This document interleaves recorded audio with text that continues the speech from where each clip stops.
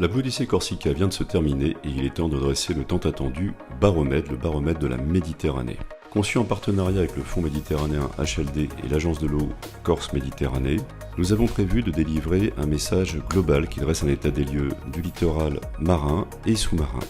Pour dresser l'état des lieux du littoral marin, nous avons fait appel à nos différents partenaires, les scientifiques, mais également les partenaires associatifs, Marée Corsica, Marée Vivou, Ecopole, Ecocéan, qui nous ont amené beaucoup d'informations pour construire notre itinéraire, mais également savoir où se trouve la pollution principalement par les plastiques et les macrodéchets le long du littoral. Au-delà de ces informations, nous avons collecté auprès d'autres associations et partenaires scientifiques tels que Star Réseau, les plongeurs, un certain nombre d'informations pour déterminer les points d'intérêt lors de ton exploration sous-marine de la Blue Odyssey Corsica à bord du Platypus, ce navire semi-submersible qui permet d'explorer les fonds marins avec l'application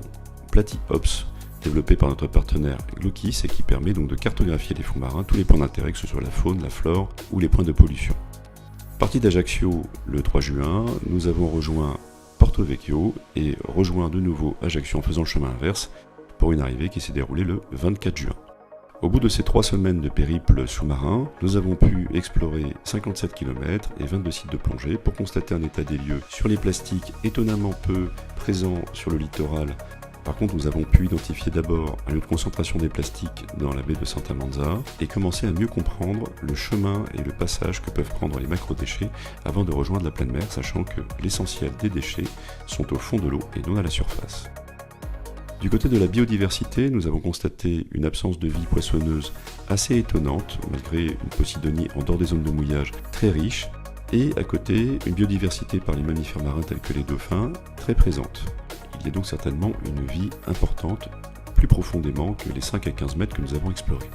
Concernant la posidonie, un sujet très important pour la Méditerranée en général et pour la Corse également, c'est une herbe très importante qui capte le CO2, produit l'oxygène et permet à la vie de s'abriter dedans. Nous avons, comme évoqué, trouvé une posidonie très dense globalement, mais sur tous les points de mouillage, et malheureusement ils sont nombreux, énormément de posidonies arrachées, ce qui en fait un des problèmes majeurs de notre étude à régler. Autre problématique identifiée, nous pensons à l'algue invasive filamenteuse qui recouvre de plus en plus d'endroits, qui étouffe les gorgones, ainsi que les coraux.